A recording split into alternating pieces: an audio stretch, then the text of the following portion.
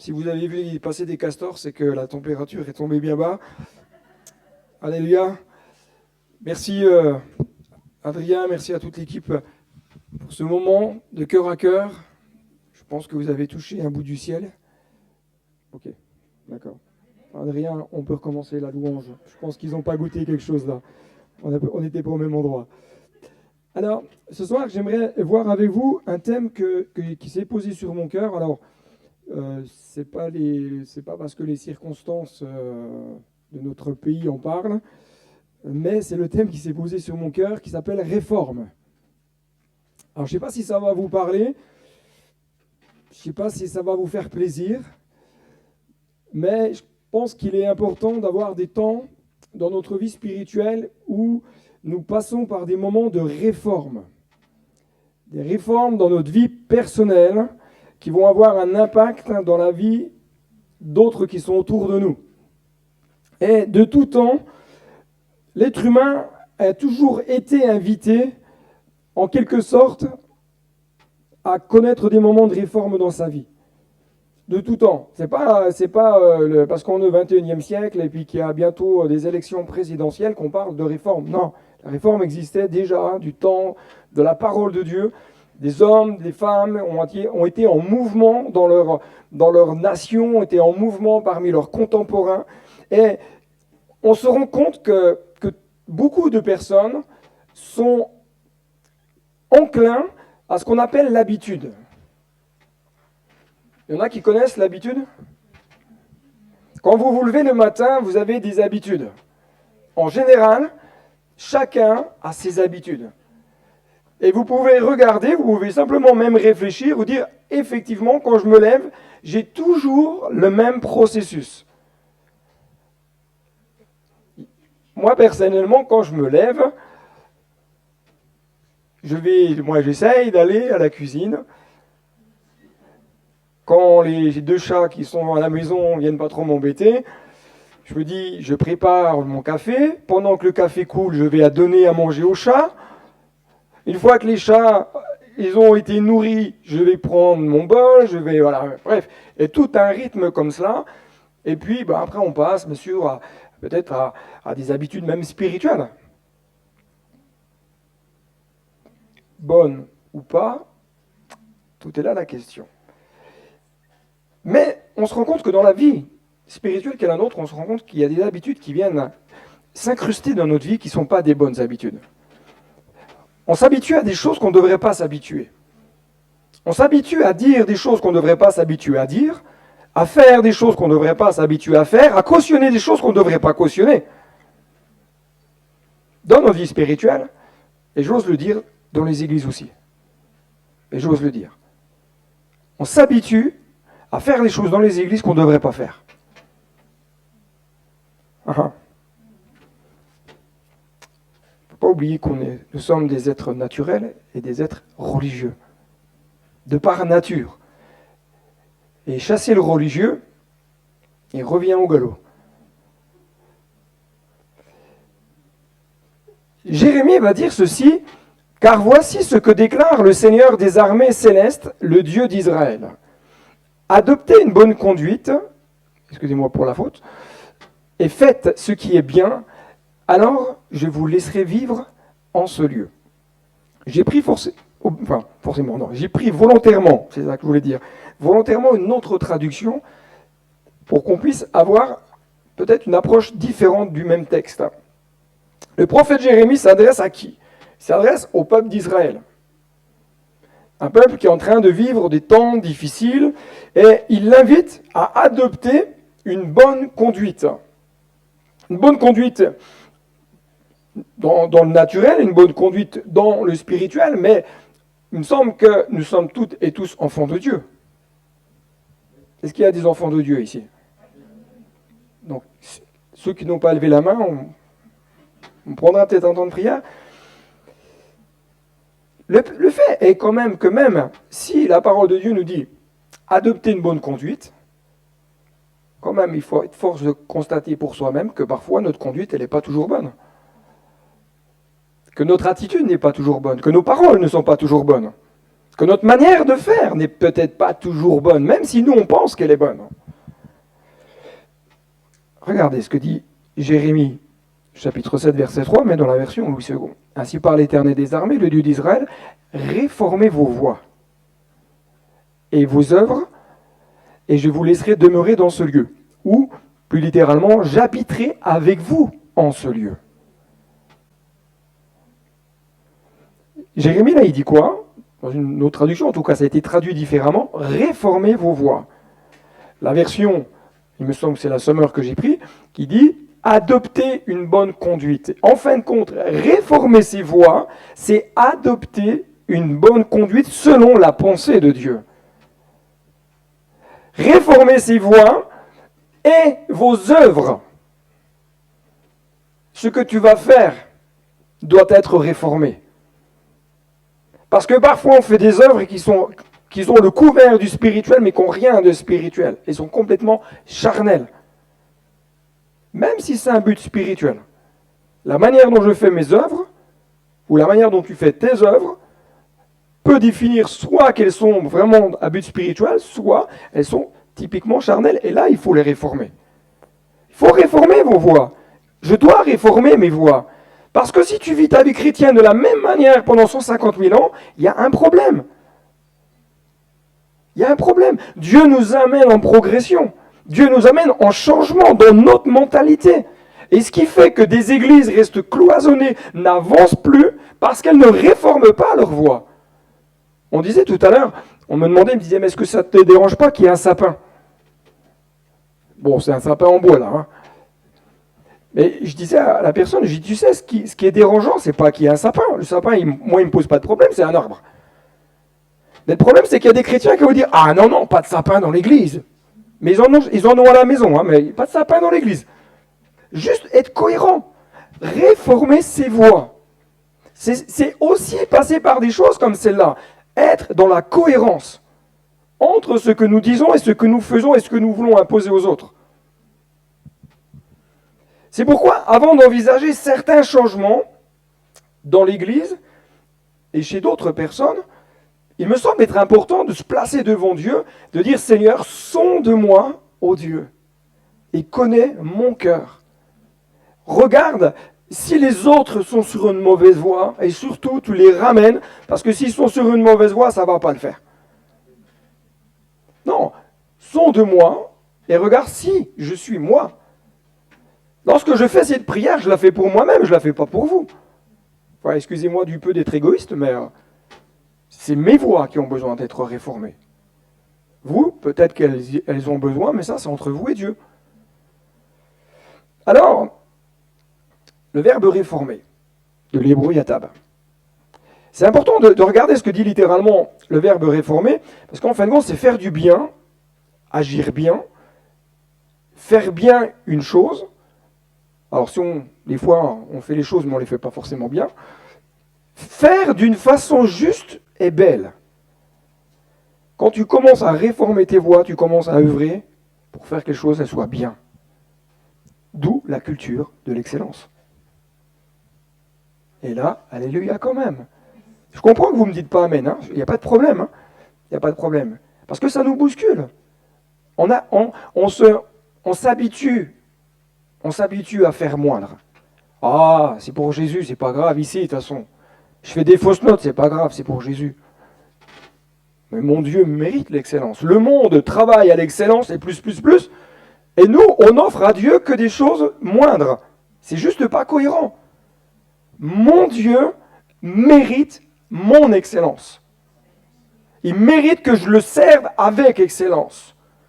Et lorsque je travaille, je dois travailler à l'excellence. Lorsque je joue d'un instrument, je dois travailler à l'excellence. Je ne peux pas me contenter de dire je sais faire 2 accords, le do et le ré, et puis tous les chants, on va les faire en do et en ré. Moi, j'ai une sœur que j'aime beaucoup, à Épernay. Tous les chants, elle me les rabattait en sol. Tous les chants. Alors je savais quand elle faisait chanter, je lui dis t'inquiète pas, je sais, c'est le sol. Mais je l'ai amené à dire non, travaille à l'excellence. Élargis. On sait que dans le domaine musical, pour travailler un instrument, il faut 20 minutes minimum tous les jours. Si on veut progresser, 20 minutes tous les jours, minimum. Si ce n'est pas des heures. Ah oui, mais c'est pour Jésus, tu sais, Seigneur, il sait. J'ai pas trop le temps, j'ai souvent poney aquatique tous les soirs. Réforme tes voix. Ah, je sais que c'est pas un message qui est ok, c'est peut-être pas celui qui va vous encourager le plus, mais la réforme passe déjà par mon cœur. Il est important de comprendre que la réforme passe déjà par ton cœur. C'est pas le but de dire, voilà, on va établir une checklist des choses qu'il faut faire et pas faire. Allez, je fais ceci lundi, je fais cela le mardi, clac, clac, clac. Non, ça passe déjà par ton cœur. Avant de vouloir que les autres changent, c'est déjà toi qui dois changer. Avant de demander à ce que les autres progressent, c'est déjà toi qui dois progresser. C'est pour ça que c'est à nous de faire l'introspection sur nous-mêmes. Le prophète Sophonie, vous connaissez le prophète Sophonie? Ouais. Vous savez que c'est dans la Bible, hein? Non, mais je le dis, hein, c'est pas dans les apocryphes, hein. D'accord? Ce sont des livres historiques qui n'ont rien d'inspiré, mais c'est pas là-dedans qu'on retrouve le prophète Sophonie, hein. Le prophète Sophonie va dire, mais rentrez en vous-même, examinez-vous. Et ça, je peux vous dire que dans le milieu chrétien, je me suis récupéré de justesse. Dans le milieu chrétien, eh ben, c'est un exercice qu'on fait peu. On a du mal à rentrer en soi-même et s'examiner soi-même. Souvent, on examine ce que font les autres. C'est tellement plus facile. Et il y a un autre aspect que quand je préparais ce message, je me dis, mais, et c'est vrai, s'examiner soi-même, c'est pas facile. Parce qu'il faut être vrai avec soi-même. Vous avez deux tendances. Vous avez ceux qui vont s'examiner, qui vont s'amoindrir, qui vont amoindrir ce que Dieu va révéler par l'Esprit. Puis il y a ceux qui vont se partir fouetter. Souvent, c'est les deux extrêmes. Hein. C'est jamais bien équilibré tout ça. On s'examine. Ah oui, non, mais tu sais, après, on arrive presque même des fois à justifier l'injustifiable. Ou alors, on se condamne alors que Dieu ne nous condamne pas. Et pour entrer dans un processus de réforme personnelle, voici quelques pistes de réflexion. La première, il y avait un texte avant, je ne l'ai pas vu. Faites donc vous-même votre propre critique, dira l'apôtre Paul, et examinez-vous pour voir si vous vivez dans la foi. Le but, c'est pas de te martifouetter, le but, c'est pas de rester dans « pauvre de moi, pécheur que je... » Non, le but, c'est que tu dois progresser et que tu dois arrêter de penser que tu es un nul. La réforme, c'est pas ça. La réforme, c'est pas dire « oh là là, j'ai fait que ce qui est pas bien ». Ok, tu as peut-être fait des trucs pas bien, mais ne reste pas dans cette position, parce qu'autrement, jamais tu progresseras. Et c'est pas ce que la parole de Dieu me dit. Faire sa propre autocritique, c'est pas se culpabiliser, s'enfoncer soi-même la tête sous l'eau. Des fois, on dit « ah, le diable, il m'accuse ». Non, tu es en train de toi-même te mettre la tête sous l'eau.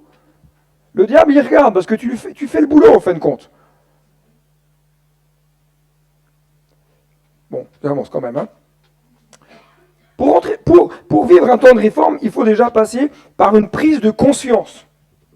S'il n'y a pas de prise de conscience, il ne peut pas y avoir de temps de réforme. Prendre conscience que les choses doivent changer. Et dans ta vie personnelle, et dans la vie de l'Église. Prendre conscience que les choses, elles ne peuvent plus continuer de la même manière. Qu'il faut arrêter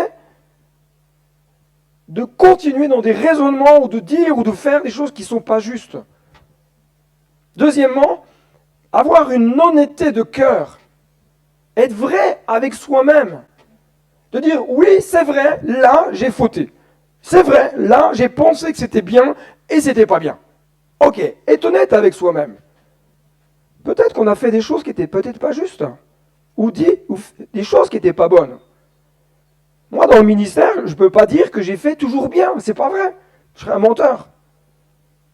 Et j'ai aucun problème à le dire. J'ai aucun problème avec ça. Et c'est pas parce que je le dis que je m'amoindris. Je reconnais devant Dieu, je dis voilà, ok Seigneur, là j'ai pas bien fait, il faut que tu m'aides. Point, c'est tout. L'honnêteté du cœur. Troisièmement, c'est laisser la possibilité au Saint-Esprit de nous parler. La réforme spirituelle n'est pas une réforme intellectuelle, même si Dieu nous demande de réfléchir, on est d'accord. Mais la réflexion, elle est alimentée par la vie de l'esprit.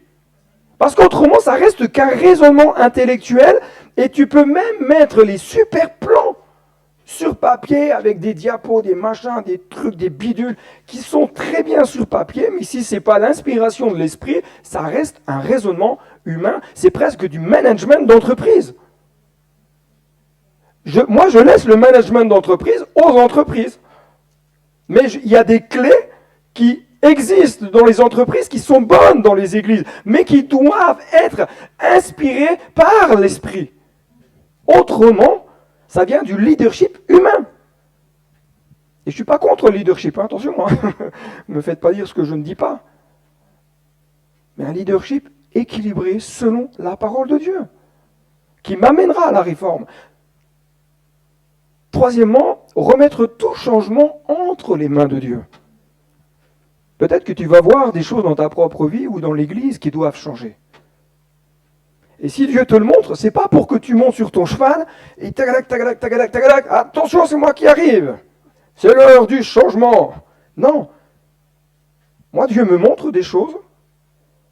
Et souvent, je dis à Dieu, mais pourquoi tu me montres ça? Parce que ça m'énerve après. Ah, mais je suis honnête, hein. Des fois, je vois des choses, je dis, Seigneur, mais c'est pas vrai, quoi. Pourquoi tu me les montres? Mais Dieu me dit, mais c'est pour que tu pries. C'est pas pour que tu tailles et puis rentrer en bataille. Non, c'est pour que tu te tiennes et que tu intercèdes pour cela. Pourquoi? Parce que le changement, c'est Dieu qui doit le faire, c'est pas moi. Le changement, il appartient à Dieu. Parce que si c'est moi qui le fais, bah, ça risque de faire mal, quoi. Et c'est pas le but. Je risque de faire mal à ceux que j'aime et puis je risque de me faire mal à moi-même, en plus. Mais laissez les changements entre les mains de Dieu.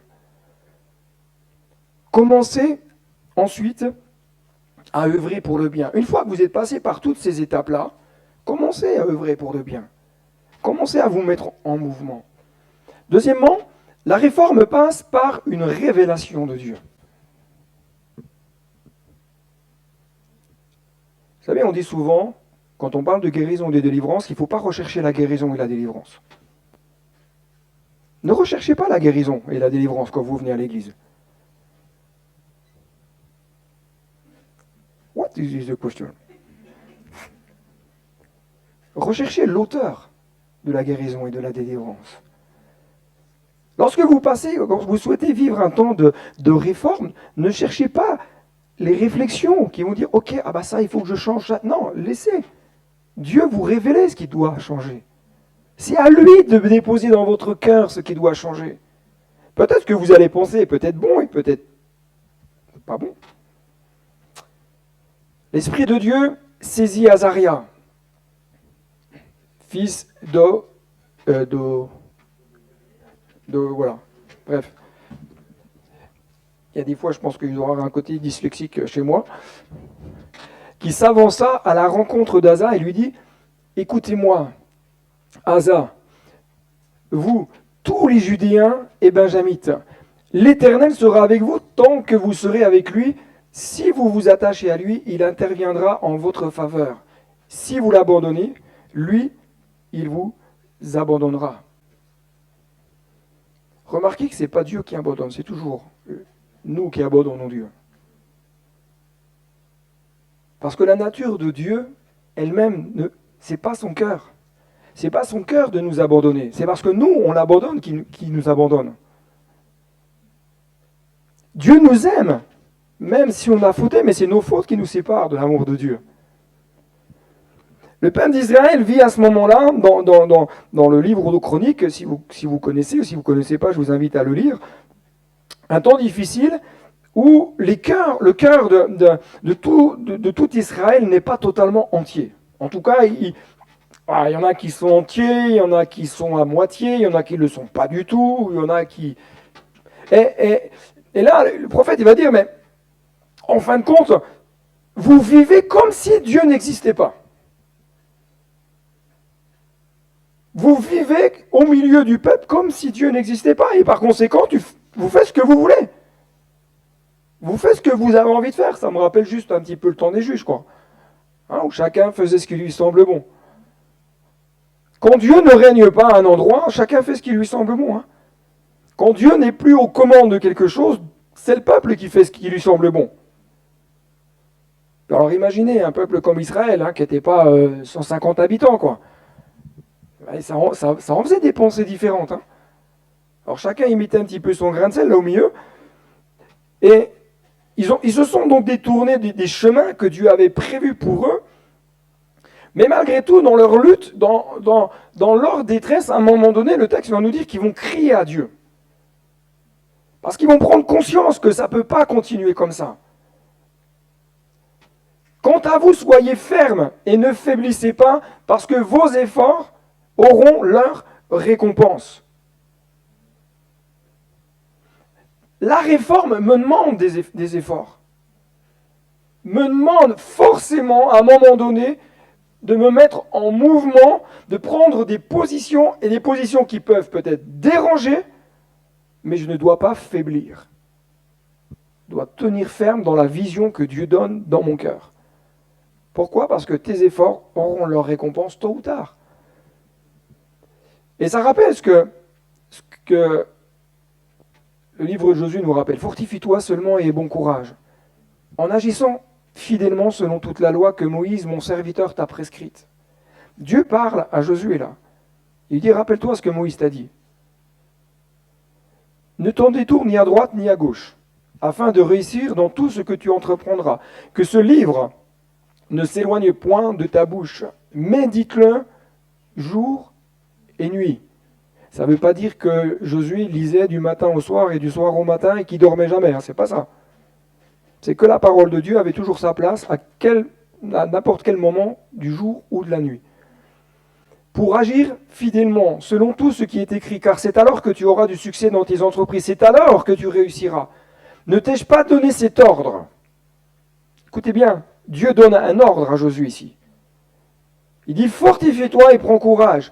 Ne t'effraie point et ne t'épouvante point, car l'Éternel ton Dieu est avec toi dans tout ce que tu entreprendras. Josué est passé par des temps de réforme personnelle. Hein.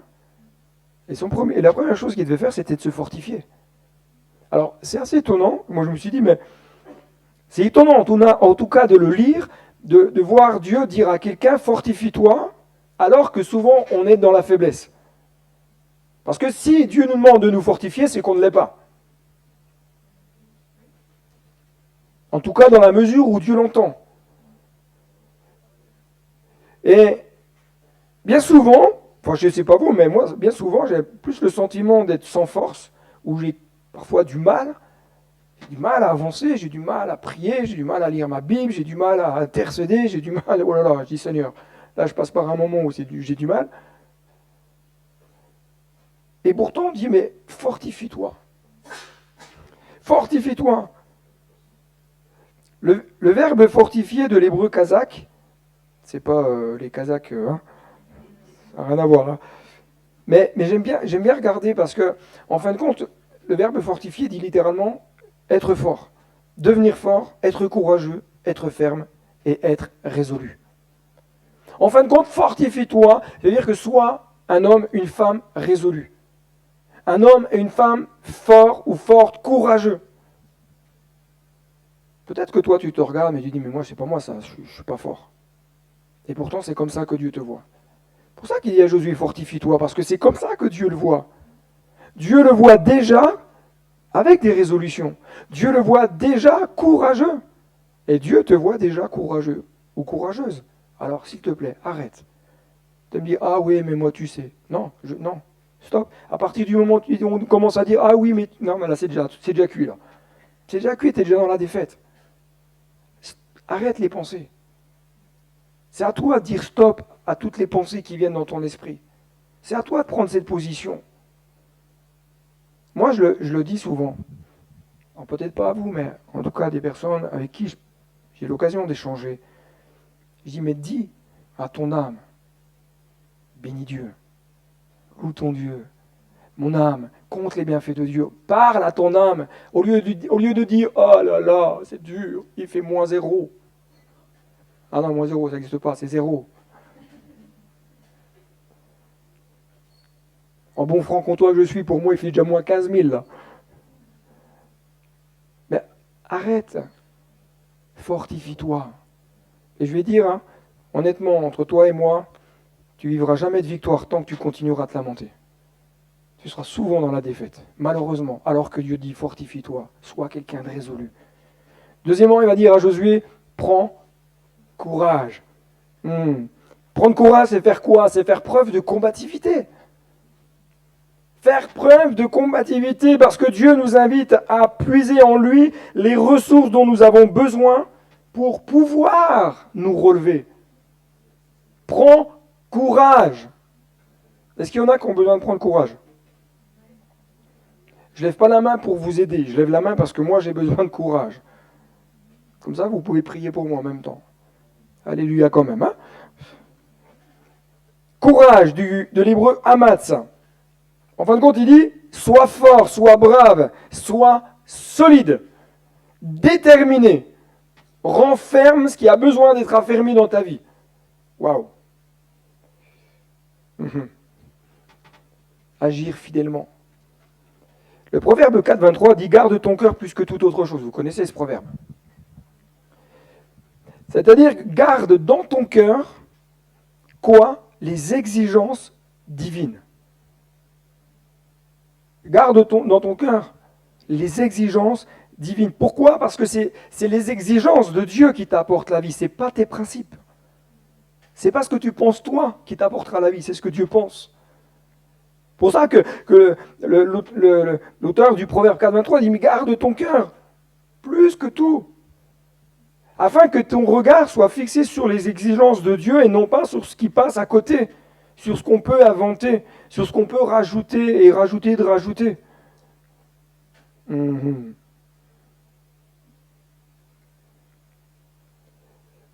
Agir fidèlement nous vient de l'hébreu, en tout cas agir, le verbe agir nous vient de l'hébreu asar, qui dit c'est accomplir, œuvrer, être utilisé, observer.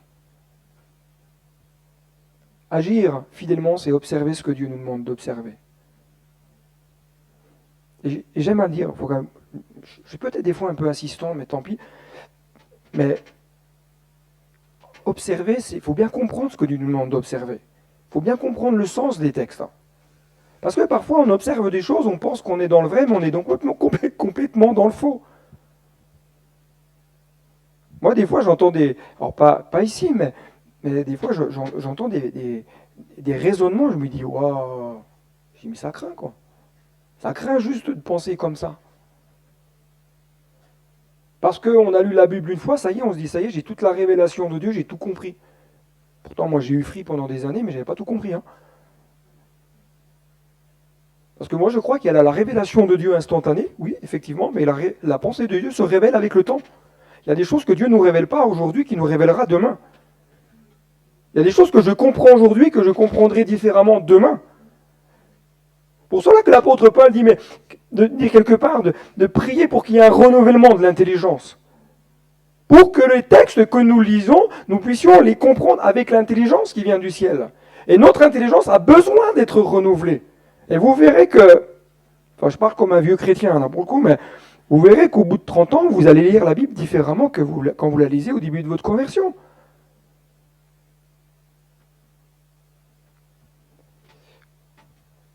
Je vais te laisser ceci. Toute réforme passe par l'observation des exigences divines.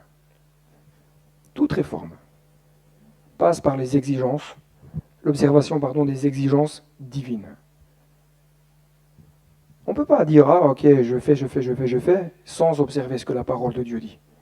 Parce que ce qui reste le socle, c'est la parole. Ce qui reste le socle, c'est la révélation de Dieu. Et Dieu va dire à Josué, en tout cas, ne t'écarte pas de l'enseignement. Et ce qui est attristant, c'est de rencontrer des personnes qui, comme je disais, qui détournent le sens de certains textes pour assouvir leurs désirs, leurs pensées, leurs souhaits, leur opinion. Et ça, j'en rencontre malheureusement. Des personnes qui nous sortent des textes hors contexte, qui les tordent le texte, et quand tu leur dis, mais ça, c'est pas biblique ce que tu me dis, c'est même pas comme ça que le texte y parle. Eh bien, bizarrement, les gens, ça les énerve. Pourquoi? Parce qu'ils cherchent à assouvir quelque chose de personnel. Mais je préfère être dans ce qui est droit, ce qui est juste, et être béni, que de m'amuser à essayer d'arranger les trucs à ma sauce, et puis ne plus rien vivre. Mais c'est dangereux de voir des personnes utiliser des textes à leur fin.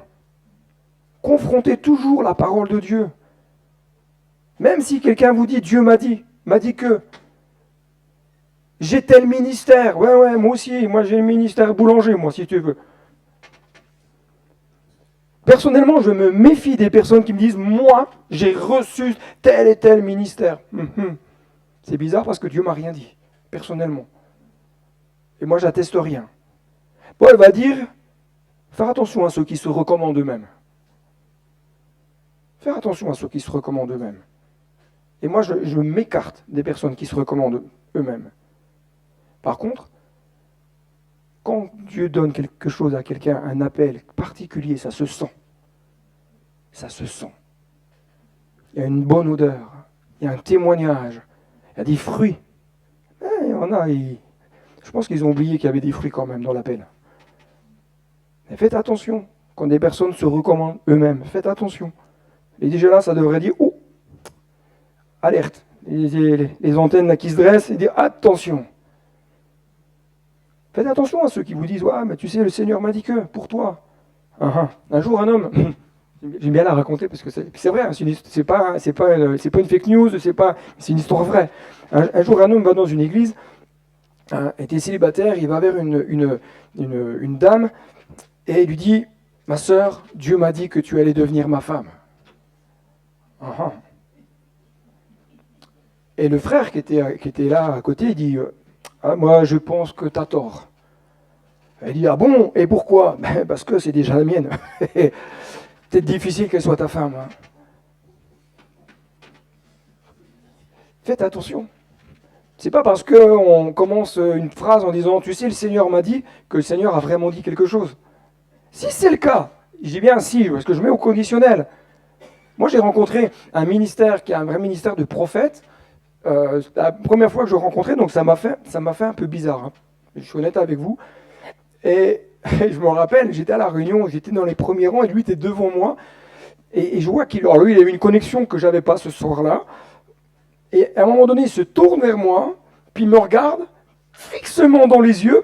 Alors déjà que j'aime pas trop ça, je dis qu'est-ce qu'il me veut? Et il me dit, mon frère, alors je vais pas vous dire ce qu'il m'a dit parce que c'est personnel, hein, ça et ça. Je dis ok.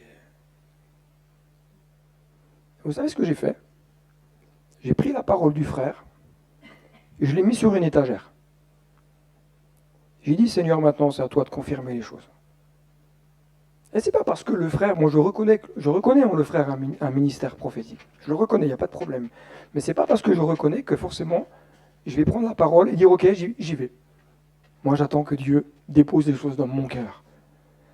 Si c'est une parole de Dieu, Dieu va la confirmer et à un moment donné les choses vont se mettre en place d'une manière naturelle.